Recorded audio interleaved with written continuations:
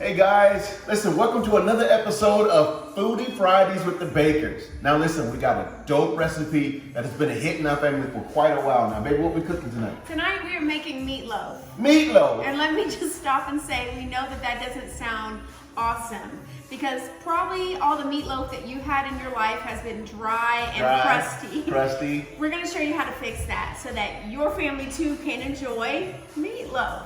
So we're gonna start by making this sauce. Chris, take it away. All right, so what we have here, now we're doing, what, about 2 pounds of meat? Yeah. All right, so we're gonna have, let me see what we have. Okay, we have a cup of ketchup. Heinz ketchup or any kind of ketchup will do. Next, we're gonna do 3/4 of a cup of brown sugar that's kind of packed in there. I gotta use my hand. I promised I washed my hands, guys. I promise you I did. All right, the next thing we're gonna do is we're gonna add in, this is about 2 teaspoons of ground mustard. We want to get that in there. This is real hot sauce, okay? That Louisiana stuff that y'all be, that ain't real. Texas Pete is a real thing. For me, we're gonna do a dash or 2 of that. You know, we don't like too spicy here. Yeah, if you do though, you can put as many dashes of that as you want in there. And I will give you $100 if you can pronounce the name of this. Worcestershire sauce. We're gonna do a dash, or 2, or 3, or 4, whatever makes your spirit feel good, all right? Then all we're gonna do is get it in here. We're gonna stir it up.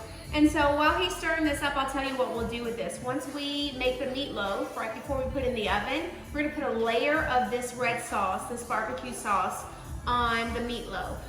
And then what we do, we let it cook for a little bit, we pull it out about halfway, we put a little bit more sauce on there to base it, and then we like a little extra sauce to dip it in because we're saucy. We're saucy around here.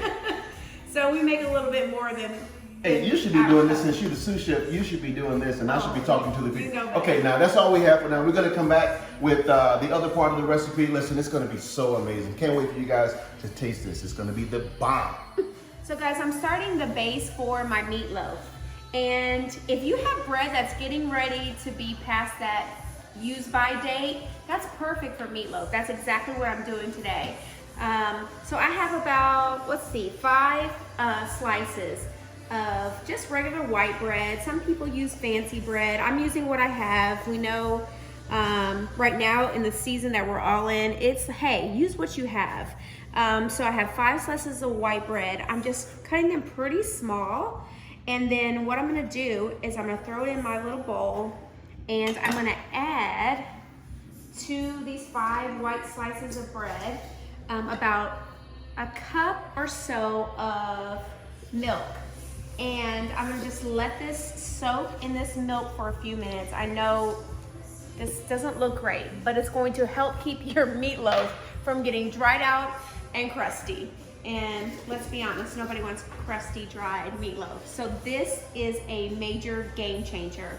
We're gonna let this sit for about 7 minutes while I get to working on the rest of the meatloaf.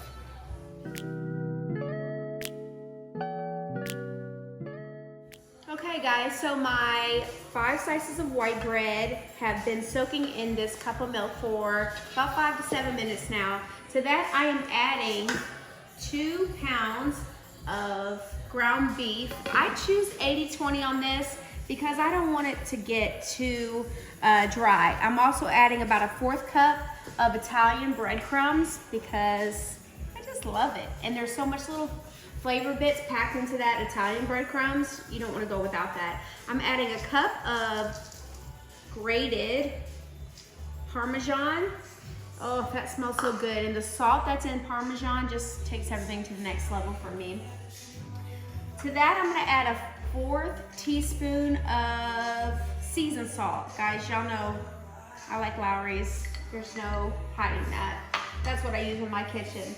I told you about this before as well. This is Saltgrass 7 steak spice seasoning, and it's one of my favorites. So if there's beef anywhere around me, even chicken, this is going in anything that I'm making. So it's gonna add some great color, but it's also a shortcut because it's packed full of different seasonings. Paprika, pepper, that's immediately what I'm smelling right now. Okay, I've got 4 eggs that have already been whisked. We're just gonna add that in here. You guys know this egg is gonna act as the binder with those bread crumbs and the loaf bread. It's gonna help us pull all this together. And then I'm adding a 1/4 cup of fresh basil. Yummy, that smells so good. And about a 1/4 cup of fresh parsley. And then this is where the hard work comes in, people. I'm going in, I have gloves on because I don't like to touch meat. Oh. But, you know, sometimes you just have to get in there and you have to make it happen. So I'm just mixing enough for all of the parsley, the basil, the parmesan, the egg, the breadcrumbs, the loaf bread, the milk, all of that to just mix. You don't want to overwork it. At least I don't think you want to overwork it, because if you do, it could lead to a dry meatloaf. So just enough to toss it to make sure that it's incorporated well, but don't go crazy, people. It smells so good. And last but not least, I'm gonna add some kosher salt, because the last thing you want is for your meatloaf to be missing salt. I just put about a teaspoon of salt, kosher salt in there, and it should do the job.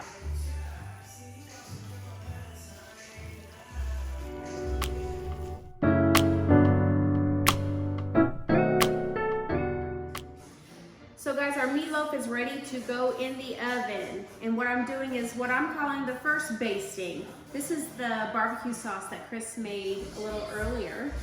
And I'm just covering every aspect of this meatloaf. And we're gonna put this in an oven that's set about 350 degrees. And I'm gonna cook mine for about 45 minutes to start with. After about 45 minutes, we'll bring it out and we'll do a second basting of this incredible barbecue sauce. Let's go together.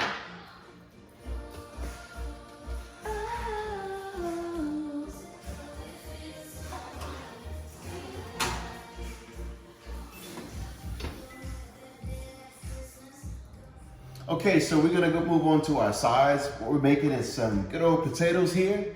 It's about a pound of potatoes, right? Yeah. And the seasoning that we're using is very, very fancy. It's herbs de Provence. I'm gonna say it again. Herbs de Provence. Say it one more time. Herbs de Provence. Before you throw I'm from Turkey, North Carolina. Okay. Before you throw that in there though, I just coated the potatoes just enough of extra virgin olive oil. Are you ready for the herbs de Provence? I'm ready now. Okay. And this is about 2.5 tablespoons Oh, it smells so good. of that. Let me do this and you're gonna pour those in there? Yeah, you can do that. And then I'm gonna just add to that some fresh parsley. Which will make it look and smell so great. So guys, basically what's in here is some thyme, some lavender, some fennel. Those are some of the ingredients that's in the Herbs de Provence. That's my contribution to this meal. So good. And then we're gonna throw it on a sheet pan and we're gonna roast these potatoes in the oven. How long are we gonna roast them? Well, right now my meatloaf is in there at about 350, so we're gonna roast these for about 45 minutes or so and then check on them. And if they need a little bit more time after that, we'll give them just a few more minutes. There you go. Okay, so I just pulled the meatloaf out of the oven because what we're doing is just a little quick second basting of the meatloaf. You know, you don't want your meatloaf to go over 165, so keep a close eye on the temperature and check it along the way. But I'm gonna add just a little bit more of this barbecue sauce on it to make sure it stays nice and doesn't get too dry for us. And I'm gonna throw it back in the oven just for a few more minutes, but I'm gonna keep a close eye on the temperature.